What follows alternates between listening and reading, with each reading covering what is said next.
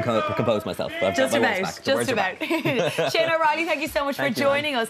First of all, tell us what inspired you to create the show. What inspired me to create the show was the fact that I've grown up with deaf parents and that I work as an actor. And so I wanted to make a show that I could invite my parents to sit in the audience with everybody else and watch it the same way without needing an interpreter. So I worked with Sophie Motley, who's a director, Sarah Jane Shields, who's a lighting designer, and Jack Cawley, who's a sound designer and composer. And the four of us kind of riffed and played with the idea of deafness, sign language and storytelling in order to create this brand new I guess style. in that element, in that way, how much of your own experience kind of translates to the play?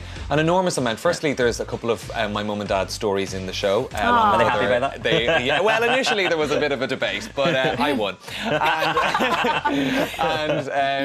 And also members of the deaf community stories are in there as well. And I was able to kind of feed my collaborators with these insights into the deaf world. So what it's like to live in a house where when the doorbell rings, all the lights flash, or the phone. Yeah, because you were saying before, living in your house, to be heard, you needed to be seen. Yes. And that's kind of with every aspect. So yeah, what happens like if the doorbell was rang? Exactly. So when the doorbell rings, all the lights in the house would flash to alert my parents. Or when the phone rang, we used to have a big lamp in the kitchen that would flash. Or if the fire alarm went off, there's sirens on certain roofs of the house that would spin. Amazing. Also vibration, so like alarms that vibrate or watches that vibrate. So it's an incredibly loud house to live in. Yes. She puts her phone on silent all the time. All the time. You never get through to her. In terms of also, I guess, putting this together, because you said you wouldn't call yourself a playwright because you're not actually writing it down.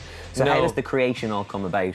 Yeah, we work in a room. So Sophie, our director, would kind of lead ideas or lead suggestions from either the music side, the lighting side, or the performance side. Someone might want to tell a story using a certain method, and so we just kind of riff it and improvise it in the space. And do you remember? How do you remember all that? Somebody else writes it down, and then the next morning says, "Do you remember you did that yesterday where you were rolling on the ground? Do that again," and we do it again. Yeah, Amazing. and is it a little bit kind of more nerve-wracking because they're your own personal stories as well that you're kind of relaying in the play? Yeah, it's more nerve-wracking and more exposed, I think, as well, because you're kind of letting people into a world that maybe you kind of knew a bit more about than anybody else. And so at the beginning it felt very kind of nerve-wracking, but now it's something I'm really proud of and delighted to be doing, actually. And with it being one man as well, does that bring any nerves in as well? And the Or do you brilliant just thing love about it all being about you? yeah, there's a little bit of that. No, the brilliant thing about Follow is that on stage with me every night are Jack Cawley, Sarah Jane Shields, and Miriam Duffy, our stage manager. So it's all there and everyone's working with each other. Yeah. And speaking of Jack, I mean, he's the composer, so he put together the music and stuff for it. So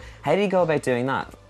He worked with vibration initially, so this idea of being able to feel sound, and this in the auditorium when you sit down you can feel it. And then also he uses like a theremin, which is that instrument that you use your hands to create those electronic sounds. Yeah. And he uses guitars and pianos on stage, so everything's very visual and visually accessible, so a deaf audience can see the music. So is it kind of a different experience then for people who are deaf and people who can hear? Is it a different experience for them?